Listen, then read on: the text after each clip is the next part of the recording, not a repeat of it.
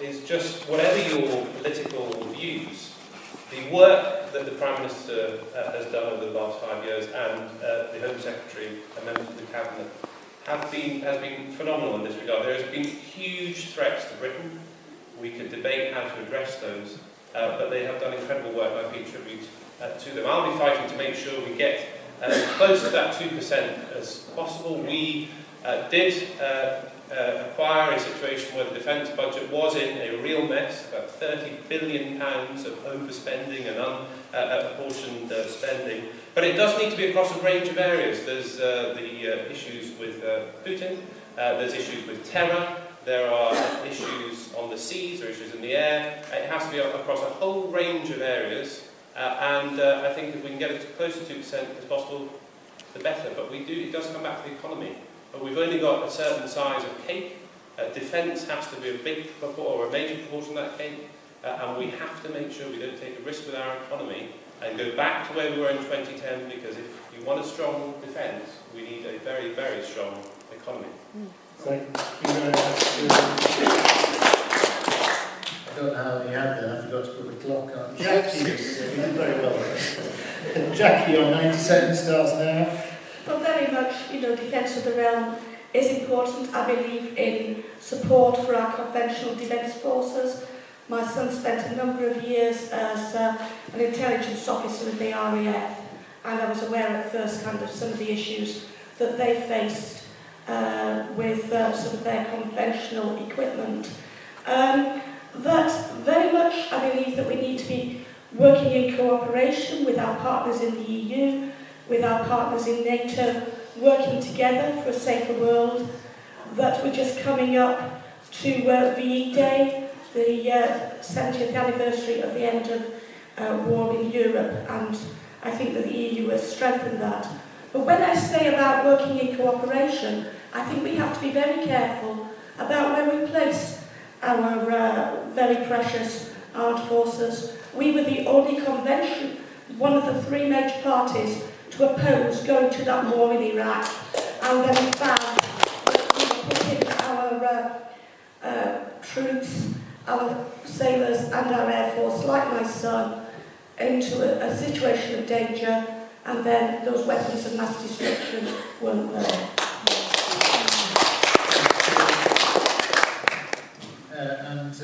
Yes, Malcolm, thank you.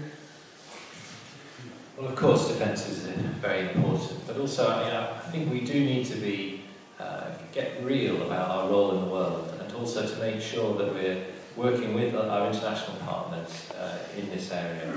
There are threats out there, we need appropriate defence, and we need spending that goes with that. But I don't think we need to get ideas that we're helping to control the world or solve all the international conflicts and so forth. I'd much rather we were concentrating our money on alleviating things like child poverty in this country. So for me, that's the real priority, whilst making sure that we do have a good, secure, basic defence force. Thank you very much. Andrew, thank you. I'm not a pacifist. I do believe very strongly in defence of traditional British values like tolerance and open-mindedness. I think the emphasis for me is on the word defence. We invaded Iraq to find weapons of mass destruction and work there. That went well, didn't it? The situation there is now massively better than it was before we went in, isn't it? Then we invaded Afghanistan. Then we decided to bomb Libya. That went well, didn't it? Have you seen the pictures of the people trying to get out of there tonight? So we keep tinkering, interfering in other people's problems. When we got to Syria, and it was proposed by the Conservative government that we bomb the people who were fighting ISIS. I repeat that, bomb the people who were fighting ISIS. Some brave Conservatives stood up against it, and Parliament voted it down and stopped us bombing Syria.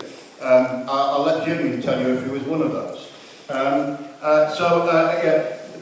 now we're being told we need. Did you know we'd sent troops to the Ukraine to train their soldiers?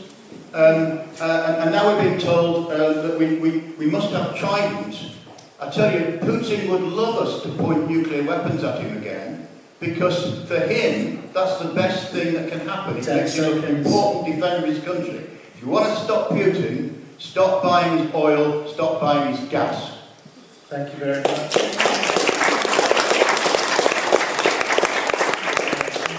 Alan, your time starts now. Thank you.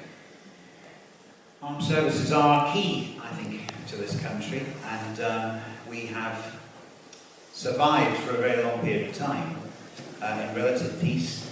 Yes, there have been wars. Yes, we've entered into those wars, and yes, a large proportion of the population would not have wanted us to do so. I think that's a different subject entirely, and I think certainly that we need to look carefully at government and how it functions and how it does our bidding. If 1 million people can turn up outside Westminster and demand that we don't go to war, yet we do, then who's running whom and what's it all about? In terms of our armed forces, we're cutting those quite dramatically. We've cut them back by almost 20,000 people over the last few years, and we're scheduled to cut even more from our armed services. And when we do that, sadly, we leave the people who have been fighting those wars, not of their own volition, but on our behalf, our brave people out there. We often leave them in the lurch with either disability, with mental health problems, and sadly, when they come back to the UK, we don't do a great deal to help and support them. We believe we need to do a damn sight more to help and support these people. We believe we need to get them into employment. We would do that by encouraging them to go into the police force, into security, into border security, into prison services, and various other things where their skills... Oh, that's a few seconds left on time, so... Just carry on. Where their skills in the armed services would be put to good use. So we need to decide whether we want an armed service system or not, or whether we want Europe to do it for us. I think it would be a dangerous one to rely on Europe to look after. Okay, thank you very much, Alan. Thank you. Very good. Do you know, I don't know where this time's going. We're going to a quick response from Hillary. How about that Julian speak? Oh, didn't you start?